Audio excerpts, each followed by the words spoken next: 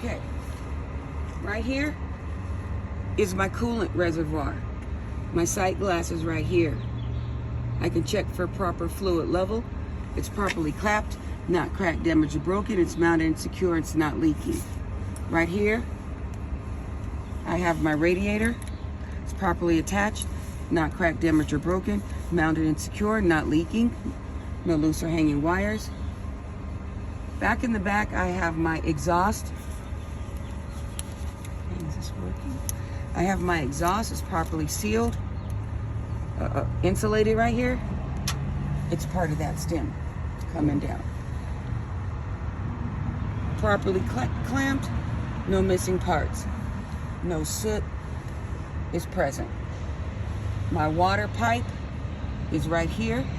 It's properly attached, not cracked, damaged, or broken. Mounted and secure. Goes right into the water pump. My transmission dipstick is properly attached, not cracked, damaged, or broken. It's mounted and secure. My oil dipstick is properly attached, not cracked, damaged, or broken. Mounted and secure. Neither are leaking. I would check for proper fluid level on the transmission, best checked when hot. I'd pull it out, wipe it off, reinsert it. Pull it out and check for proper fluid level. Same with the oil. It's best checked when the engine's cool. Pull it out, wipe it off, put it in, take it out and check for proper fluid level. In this area, this section right here has just these things: coolant, radiator, water pipe,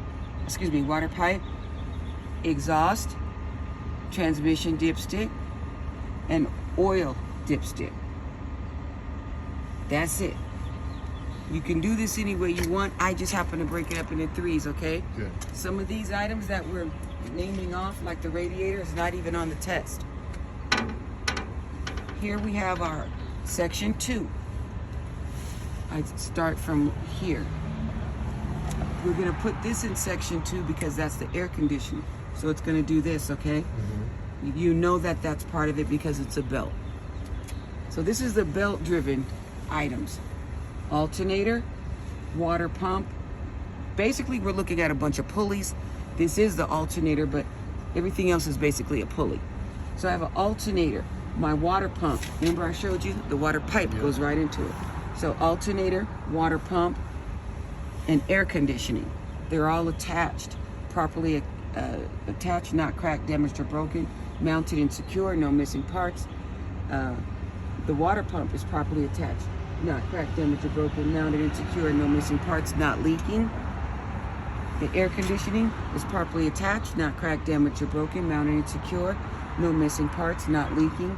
And if I didn't do the alternator separately, the alternator is properly attached, not cracked, damaged, or broken, mounted and secure, no missing parts. They have no loose or hanging wires. They're all connected by a serpentine belt and a V belt. The belt is not worn or frayed. Should have no more than 1/2 to 3/4 inch play in the belts. They're all belt driven. I have a oil filler and cap. It's properly capped, not leaking. It's mounted and secure, no missing parts. Rear engine start box with a engine component light, properly attached, not cracked, damaged, or broken. It's mounted and secure, no loose or hanging wires. That's everything for section 2. Alternator, water pump, air conditioning, serpentine belt, V belt, oil fill, rear engine start with the light, and that's it. The section number 3 are things you can't see. They're tucked in the back and they are gear driven. I have an air compressor, properly attached, not cracked, damaged, or broken. It's mounted and secure, no missing parts and not leaking. I have a power steering unit. It's properly attached, not cracked, damaged, or broken. It's mounted and secure, not leaking, no loose or hanging wires or hoses. Back there in the back, I have my power steering reservoir. That reservoir is properly capped. I could check for proper fluid level with the stem on the cap.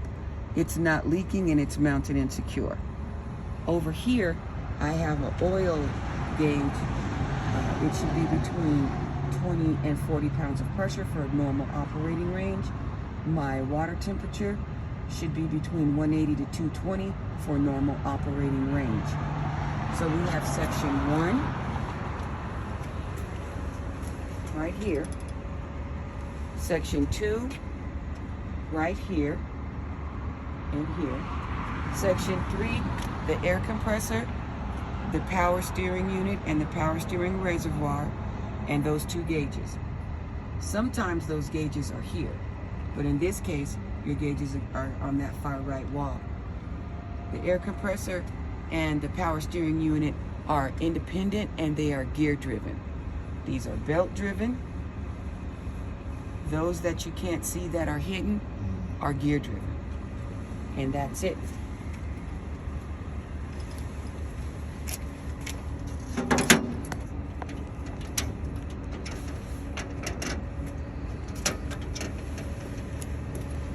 That's it, with the exception of these 4 things.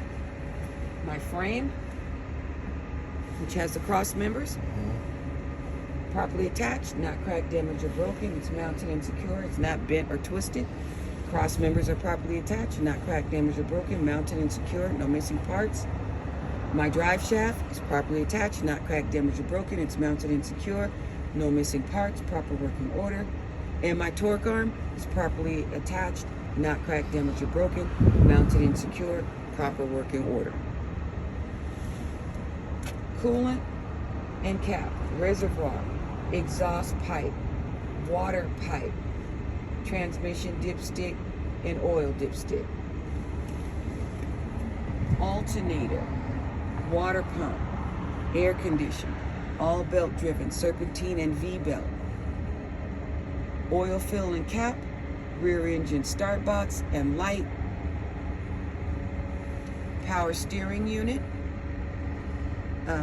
gear driven, air compressor in the back, gear driven, power steering reservoir, not leaking,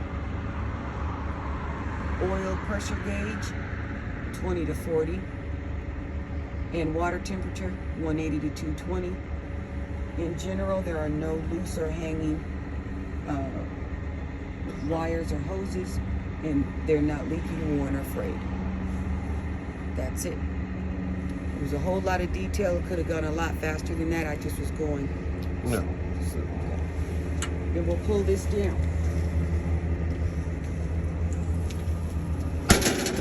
Now, the exception, they're going to ask you, only come over here and tell me what is unique to this side. You've already gone through your steering linkage gearbox with your pitman arm and drag link, no missing cotter keys, no loose or hanging wires. The steering gearbox is properly attached. You already did that. You already went to your tank with the valves and the battery, with the tank drain valves and the 2 batteries in there. We already talked about the battery disconnect and the driver's side window and the mirrors.